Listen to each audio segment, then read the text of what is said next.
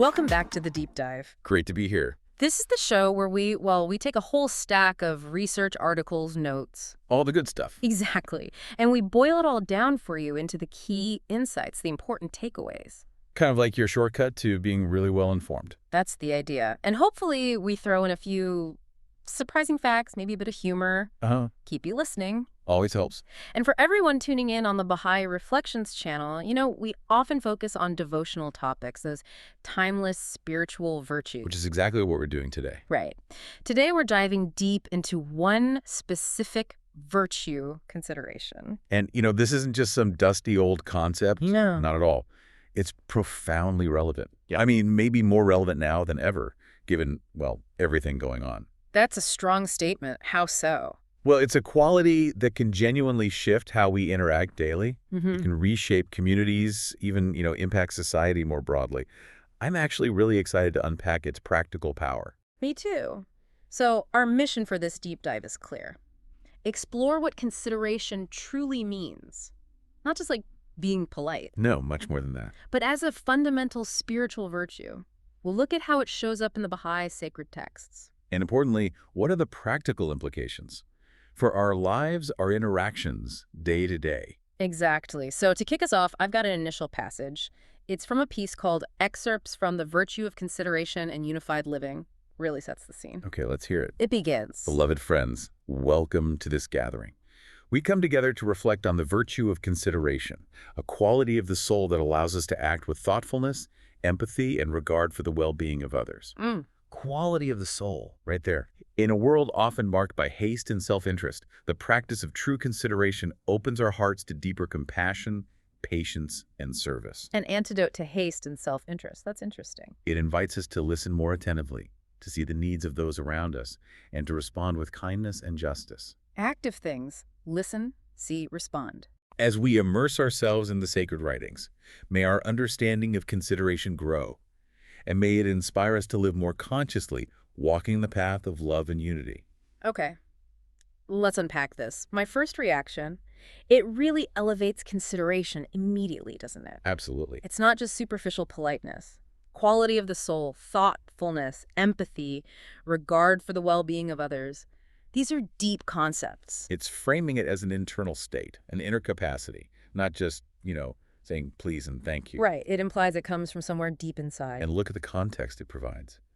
A world often marked by haste and self-interest. Yeah, that really stood out. So consideration isn't just a nice to have. It's presented as like a vital counterforce, an antidote, as you said. Something necessary. Necessary, exactly. And it highlights the active components.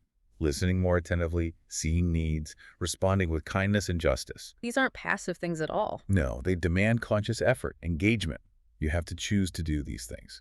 And then it connects it directly to the Baha'i path. Walk in the path of love and unity. Yeah. So consideration isn't just personal development. It's foundational for building the kind of community, the kind of world the Baha'i teachings envision. A world where people feel seen, valued, respected. Where unity isn't just an ideal, but a lived reality built on these moment-to-moment acts of consideration. So this initial framing, it really takes it beyond mere politeness, doesn't it? It becomes a fundamental spiritual practice. Without a doubt. It challenges that common misconception, I think. What misconception is that? That consideration is just about, not offending people, being nice, avoiding conflict. The sort of passive version. Right. This passage makes it clear it's about actively contributing to well-being. It's fueled by empathy, yes, but also a drive for justice. It's constructive. A proactive force, not just reactive. Exactly. An inner state driving outward action. Okay, so that connection between inner state and outer action. Let's talk about where that plays out most obviously. Our words. Yes, speech. Our words have such power, for good or ill. So how does consideration manifest in what we say? Or, maybe just as importantly, what we don't say?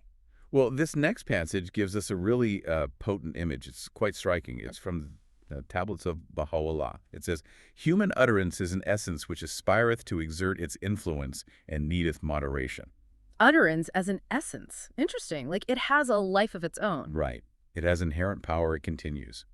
As to its influence, this is conditional upon refinement, which in turn is dependent upon hearts which are detached and pure. Okay, so the power of our words depends on our inner state.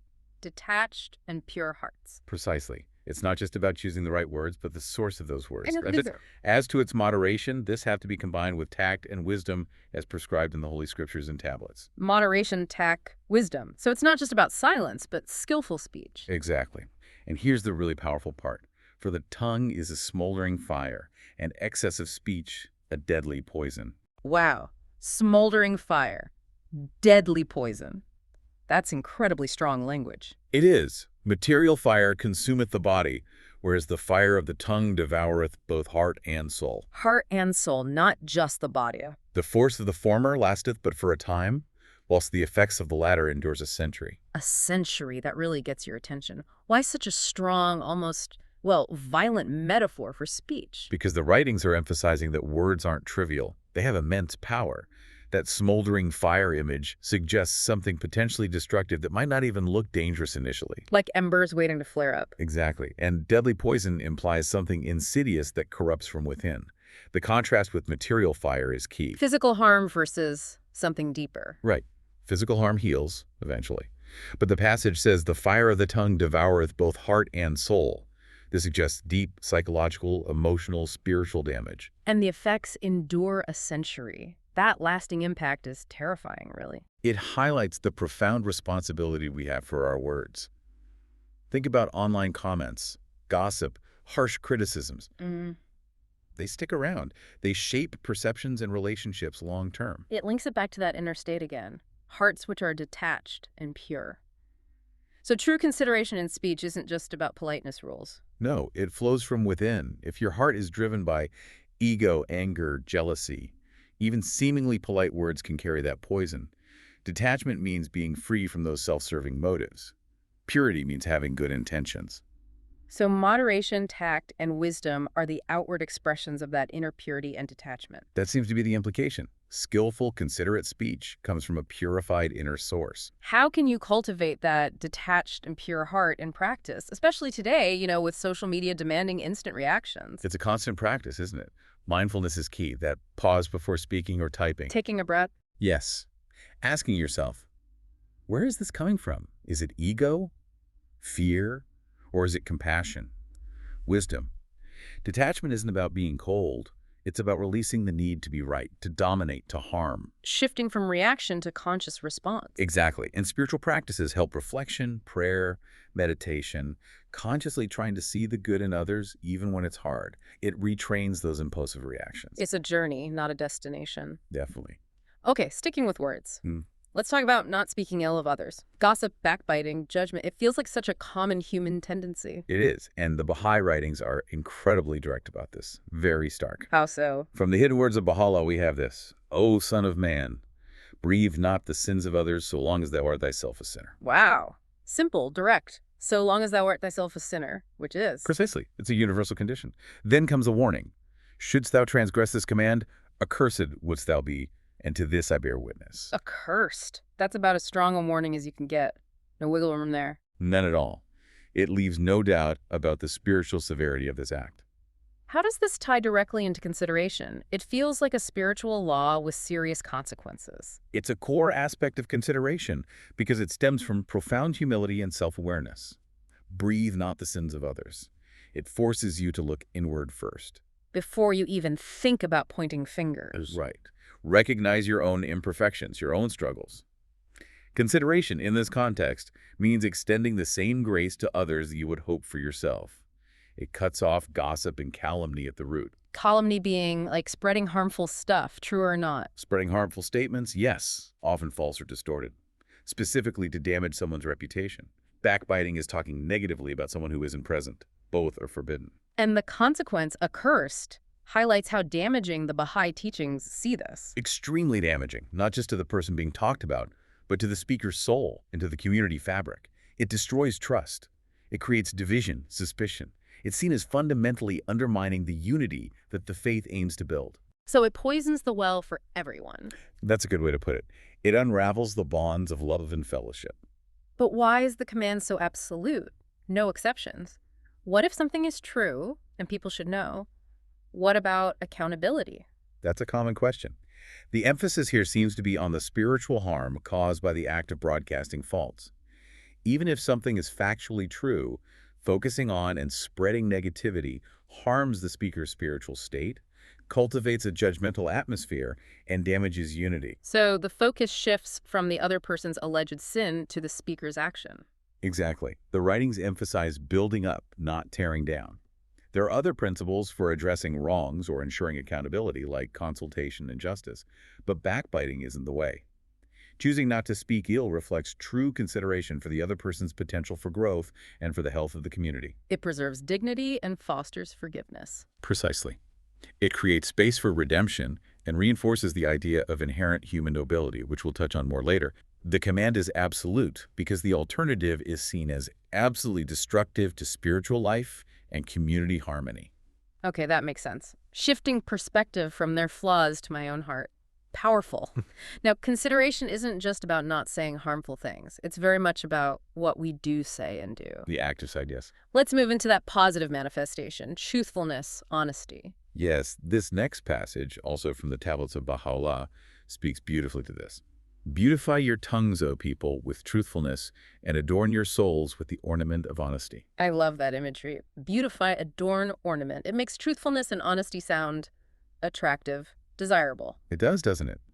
It suggests they aren't just burdensome rules, but qualities that enhance our spiritual beauty and the beauty of society. How do they embody consideration, though? They seem like distinct virtues. They're deeply intertwined. Think about it. Honesty and truthfulness are the bedrock of trust, and trust is essential for any considerate relationship. When you're truthful and honest, you show respect for the other person's right to know the truth, you build reliability. You create a safe space for interaction. Exactly. Deceit, treachery, they inherently disregard the other person's feelings and rights. They cause harm.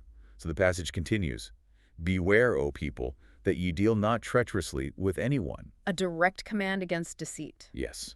Active avoidance of it, because treachery shatters trust, and without trust, genuine consideration is impossible.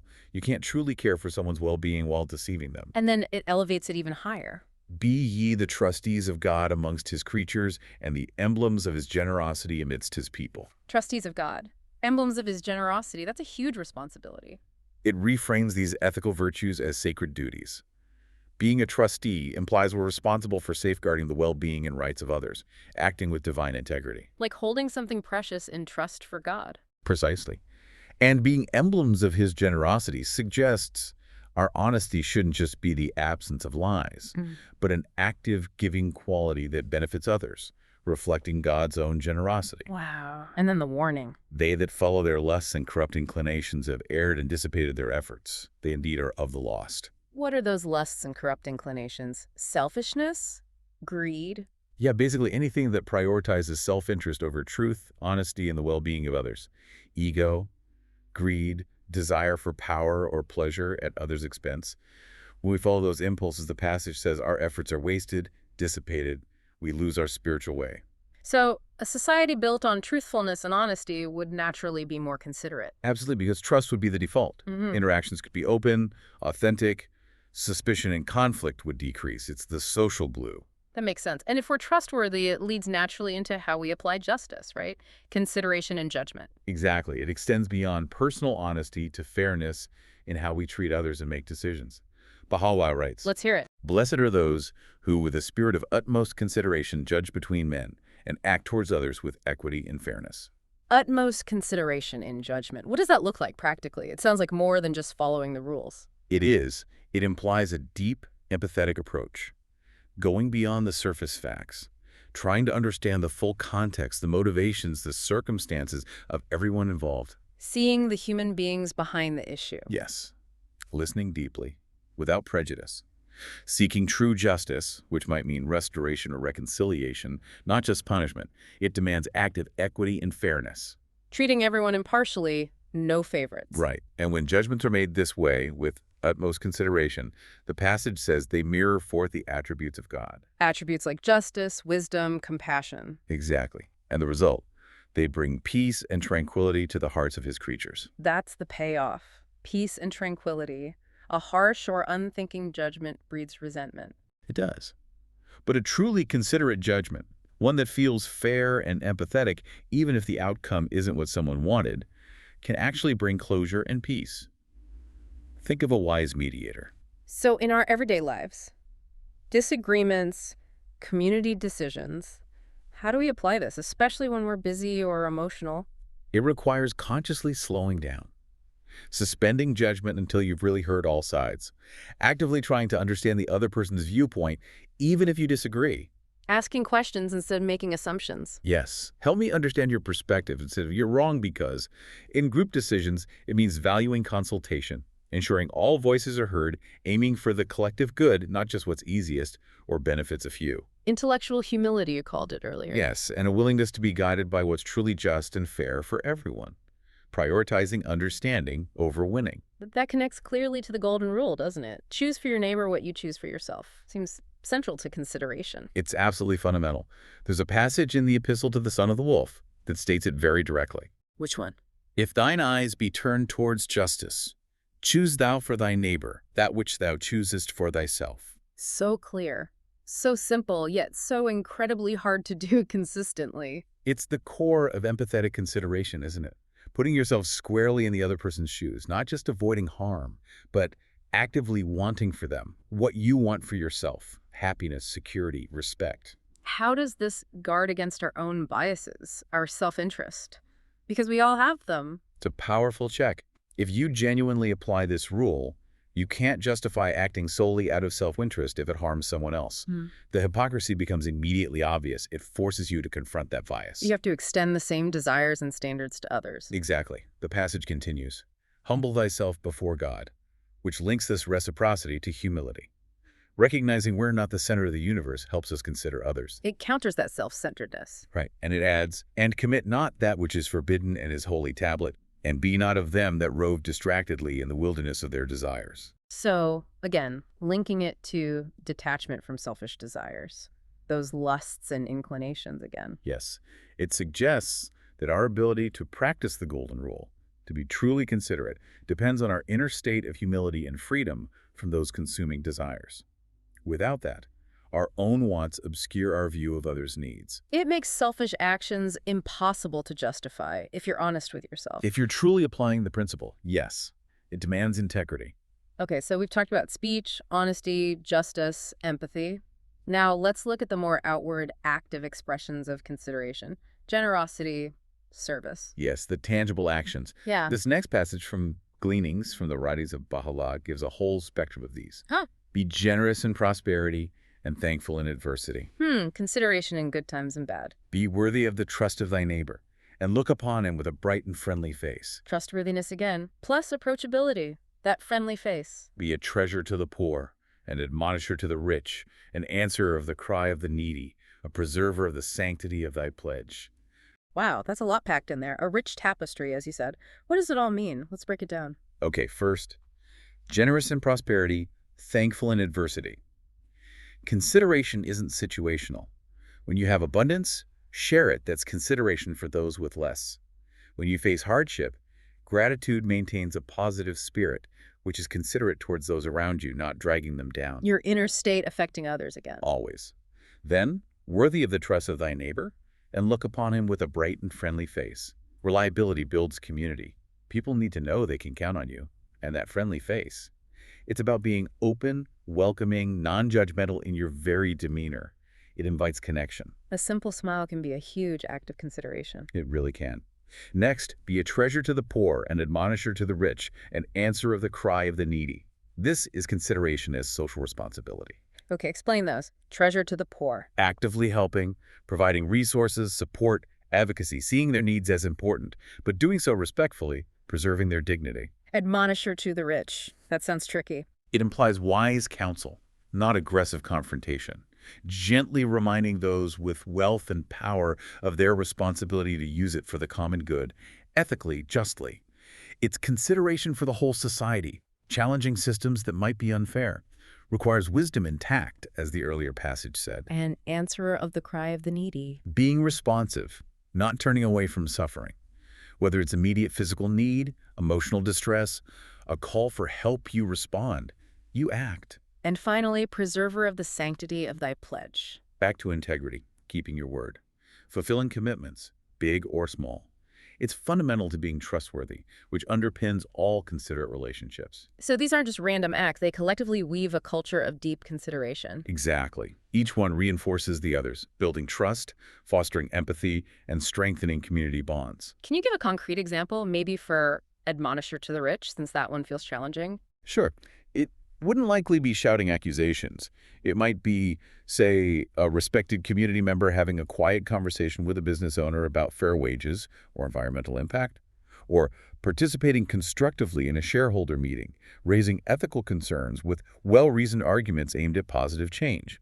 It's about using influence responsibly, guided by principles of justice and compassion, which is deeply considerate of everyone affected. Okay, that makes sense. It's about constructive engagement, not just criticism. Now, underlying all these actions, you mentioned earlier there's a fundamental Baha'i view of human nature that fuels consideration. Yes, this is really the philosophical heart of it. A beautiful concept. What is it? From Gleanings, regard man as a mine rich in gems of inestimable value. A mine rich in gems, every person. Every single person. It continues, education can alone cause it to reveal its treasures and enable mankind to benefit therefrom. So potential is hidden, needs to be brought out. Right. Education here means more than just schooling. It implies spiritual and intellectual development. Then it connects to the ultimate purpose. If any man were to meditate on that which the scriptures have revealed, he would readily recognize that their purpose is that all men shall be regarded as one soul. Regard man as a mine rich in gems. How does that perspective actually change how we interact with people, especially difficult people? It's hard to see gems sometimes. It fundamentally shifts your focus. Instead of seeing flaws, mistakes, or annoying habits first, you consciously look for the hidden potential, the inherent nobility. Even if it's buried deep. Even then, seeing someone as a mine means you approach them with respect, with hope, with a desire to help uncover those gems, rather than judging the dirt on the surface. Consideration flows naturally from that perspective. You treat them differently if you believe they hold inestimable value. It challenges snap judgments. Completely. And the role of education suggests that part of being considerate is helping to nurture that potential in others, creating conditions where their gems can shine. And the foundation for this is seeing humanity as one soul. That's the ultimate basis. If we are all fundamentally one, interconnected, then considering others is considering ourselves, considering the whole. Harm to one is harm to all. Care for one is care for all. It dissolves the barriers that lead to prejudice and inconsiderate behavior. It makes caring for others a natural extension of caring for the whole human family. Precisely. Your well-being is tied to mine, and mine to yours, and ours to everyone else's. How does this high view challenge our biases? We all have them. How does it push us toward more profound consideration? It acts as a constant internal check. When you feel that bias rising against someone different, someone who annoys you, someone you disagree with this principle, ask you to pause. Ask, where are the gems here? What is the inherent worth I'm overlooking? Shifting from judgment to curiosity. Yes. It encourages approaching interactions with wonder about the potential within, rather than a fixed negative label. It makes it fundamentally harder to be dismissive or disrespectful because you're interacting with a potential source of immense value, a part of that single human soul. Transforming interactions from transactional to potentially sacred. Beautifully put, yes. And this idea of oneness, it logically leads to love as the force that actually binds people together, right? Especially people who are different or disagree. Absolutely. Love is presented as the active, unifying agent. Another passage from Gleanings uses a powerful metaphor for this. What is it? O people of justice, be as brilliant as the light and as splendid as the fire that blazeth in the burning bush. Wow, radiant imagery. The brightness of the fire of your love will no doubt fuse and unify the contending peoples and kindreds of the earth. The fire of your love will fuse and unify. That's fascinating. Not just warm feelings, but an active transformative power, like heat forging metal. Exactly. The call to be brilliant as the light and splendid as the fire isn't just about inner feeling. It's about outward manifestation, radiating these virtues, especially love. And this love isn't passive or sentimental. No, it's dynamic, powerful like fire. It has the capacity to melt away differences, overcome conflicts, contending peoples, and forge unity, fuse and unify. It suggests that love, rooted in that deep consideration we've been discussing, is the spiritual force capable of healing divisions. So our small daily acts of consideration, fueled by this kind of love, they actually contribute to global unity. That's the implication. Every kind word, every empathetic act, every moment of seeking justice for another is a spark from that fire. Collectively, these sparks generate the heat needed to melt prejudice and build genuine connection. It's the practical application of the one soul principle in action. Making the grand vision achievable through individual daily choices. Yes, it connects the personal and the global. So how does this unity manifest more concretely? How do we live as one soul? Abdu'l-Bahá provides very clear guidance on this. In the promulgation of universal peace, he says, show forbearance and benevolence and love to one another. Specific actions again: forbearance, benevolence, love. Yes, all aspects of consideration. Forbearance is patience, tolerance, overlooking faults. Benevolence is actively doing good. Love is the core motivator. Then he gives the analogy, be as one soul in many bodies. That analogy always strikes me. One soul in many bodies. It's so intimate. It makes the abstract concept of oneness incredibly personal, almost physical. It means treating others as literally extensions of yourself. If you felt that connection, how could you not be considerate? You'd instinctively care for them as you care for yourself. Exactly. It dissolves the self versus other barrier, and the result, for thus will the spirit of unity be made manifest and the truth of the oneness of mankind demonstrated. So the inner conviction and practice lead to visible unity. Yes. It's not just a feeling. It becomes a demonstrable reality in how we live together. How can we consciously cultivate that feeling, that practice of being one soul in many bodies, especially in diverse communities where differences seem so stark sometimes? It requires constant conscious effort. Looking past the superficial culture, background, opinions. Actively practicing empathy, trying to understand their experience, their perspective. Seeking common ground. Yes.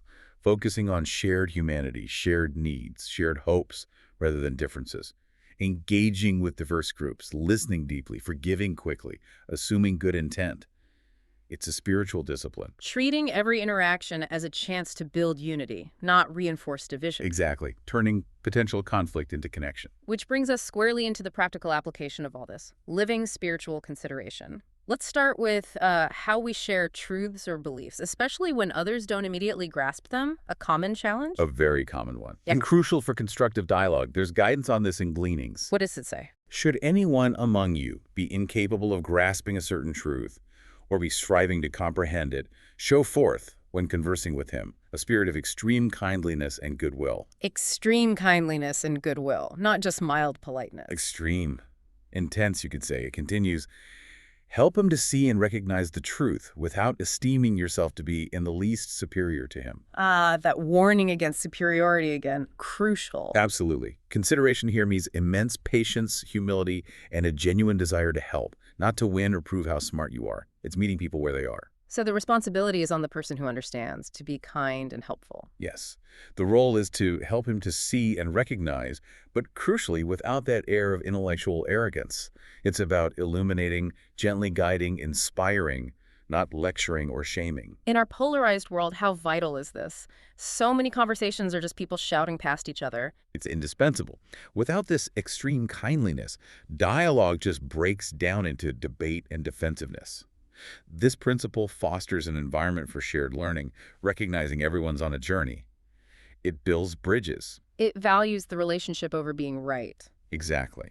It prioritizes connection and mutual understanding. And this kindness, this consideration, it can't just be words. We talked about actions earlier. Yes, Abdu'l-Bahá really hammers this home in the promulgation of universal peace. What does he say? Love manifests its reality in deeds. Not only in words, these alone are without effect. Without effect. Strong words about words. Very, he continues. In all the regions of the world, one sees love expressed in words, but not in the heart, nor by deeds. Ouch. Calling out hypocrisy. Gently but clearly, he concludes. But real love manifests its reality both inwardly and outwardly. So it reinforces that theme.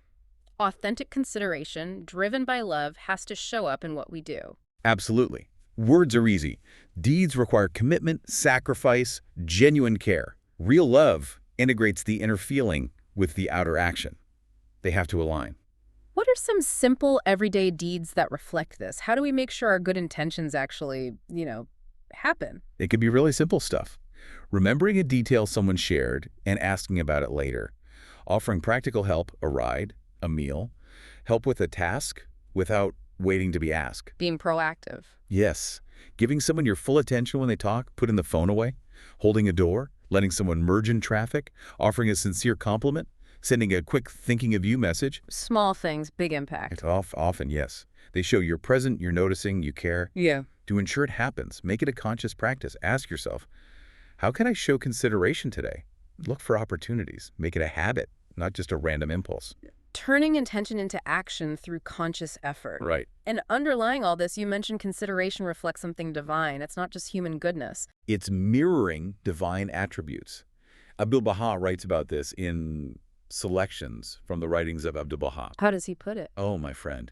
In all circumstances, one should be considerate and mindful of others, showing forth the utmost tenderness, patience, and loving kindness. Tenderness, patience, loving kindness, those nuanced qualities again. Yes, and here's why. For in truth, God is gentle and compassionate, and he loveth those who reflect his attributes. Ah, so practicing these isn't just being nice, it's reflecting God's nature. Exactly. And God loves those who do that. It completely changes the motivation. It's not just duty or social lubricant. It's an act of devotion, a way to draw closer to God. Precisely. Yeah. Every act of tenderness, patience, loving kindness becomes imbued with spiritual significance. It elevates the mundane. You're embodying divine qualities in your interactions. That's incredibly empowering. It turns every interaction into a potential spiritual practice. It does. It makes being considerate a path to spiritual growth and closeness to the divine. So, bringing these threads together, consideration is a part of a larger set of virtues needed for spiritual growth. Yes, it doesn't stand alone. Abdu'l-Bahá lists it within a constellation of qualities in the tablets of the divine plan. What does that passage say? Every soul who walketh humbly with the friends of God, whose heart is pure, whose thought is focused, whose spirit is detached, who is patient under all conditions, and showeth consideration unto others, such a one will be exalted in the kingdom of God. So consideration is right there alongside humility, purity, focus, detachment, patience. They all work together. They're interconnected and mutually reinforcing. You can't easily be considerate without patience. Detachment helps you consider others without ego getting in the way. Humility prevents the superiority complex when trying to help someone. A virtuous cycle. Exactly. Cultivating one helps strengthen the others. Consideration is often the tangible outward expression of that whole inner spiritual ecosystem. And the promise is significant, exalted in the kingdom of God. It highlights the profound spiritual reward for living this integrated, considerate life. It's not just about earthly harmony, but spiritual attainment. Okay, let's circle back one more time to communication, specifically about sharing beliefs or perspectives. We talked about kindliness, but what about avoiding arguments? Persuasion over conflict. Yes, Bahá'u'lláh gives specific guidance on this in Gleanings, using another striking metaphor. Okay. O people of Bahá, subdue the citadels of men's hearts with the swords of wisdom and of utterance. Subdue citadels. Swords. Sounds aggressive, but it's about hearts. It's a spiritual conquest, not a physical one. The swords are wisdom and utterance. Truth spoken articulately, insightfully, but with love. It's about winning hearts and minds through compassionate persuasion, not force or argument. So not argumentative debate. Definitely not. The passage continues, they that dispute, however strongly, with you, are but as children that prattle at play, and whose deeds are as vapor in the desert. Wow. Comparing disputants to children playing, their efforts like vapor, that puts arguments in perspective. It suggests a loving, patient, almost detached perspective on disputes. Don't get drawn into futile arguments. Rise above contention. Engaging in heated debate is useless, like vapor in the desert. It just disappears, achieves nothing. Right. Instead, use wisdom and loving utterance to connect with the heart. This approach embodies profound consideration. You're respecting the other person's dignity, appealing to their higher nature, not trying to intellectually dominate them. Prioritizing understanding and potential connection over winning, seeing them not as an enemy, but perhaps someone needing gentle guidance. Exactly. Nurturing, not confronting. It's rooted in the belief that hearts respond to wisdom and love, not aggression. Which brings us to the ultimate scope of consideration. How far does it extend? Is there anyone it doesn't apply to? According to Abdu'l-Bahá, no. The circle is universal. This is from selections for the writings of Abdu'l-Bahá. What's the guidance? The friends of God must show forth tenderness and consideration toward all peoples of the world. All peoples, no exceptions mentioned. None. He continues, they must never regard any soul as alien, nor foster feelings of estrangement. Never regard any soul as alien. That's radical. No us and them. It's a complete dismantling of othering. No basis for prejudice, nationality, race, religion, class, anything. We are forbidden from fostering that sense of separation or alienation. And the reason? For all are the servants of one God, and all are his children. Back to that foundational principle of oneness. If we're all children of God, we're all family. Exactly. That truth is the bedrock. Universal consideration flows directly from recognizing universal kinship. It's the ultimate expression of human solidarity. How does this universal call challenge our own biases? We all carry them. And for you personally, what's the most challenging yet rewarding part of living this? It challenges us constantly to examine our thoughts, our reactions, to catch ourselves when we start creating us versus them. It demands we actively seek connection with those who seem different, listen to their stories, see their inherent worth. The most challenging part, extending that tenderness and consideration even when faced with injustice, hostility, or views we find deeply problematic. It requires immense spiritual strength. Not easy. Not at all. But the most rewarding part, it's the liberation, the joy that comes from genuinely feeling connected to all of humanity.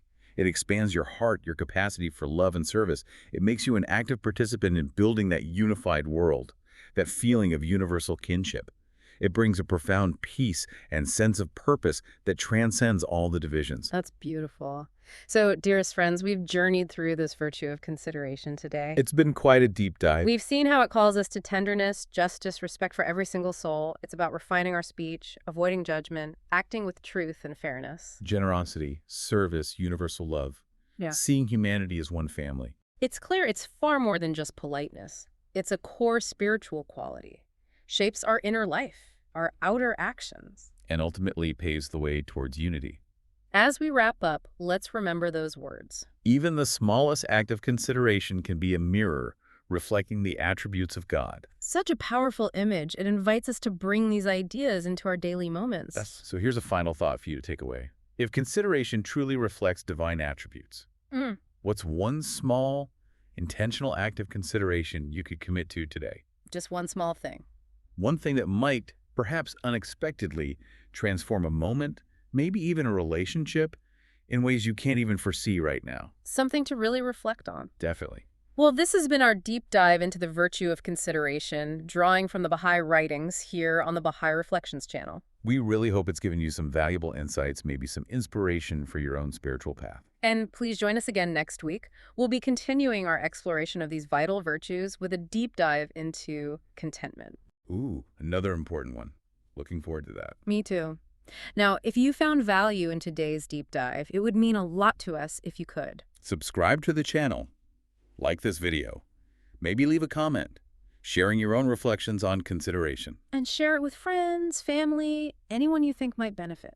Your engagement really does help us reach more people, grow this community, and keep producing these deep dives. Absolutely. And hey, if you feel moved to support the channel more directly, we do have YouTube channel memberships. They start at just 99 cents, which is amazing. It is. And members get early access to content. Plus, we've got some exclusive stuff planned down the line. Every little bit helps us grow the community and keep these conversations going. It really does. We appreciate any support you can offer. Thank you so much for joining us, for listening, for reflecting with us today. It's been a pleasure. Until next time, be well, take care, and keep reflecting.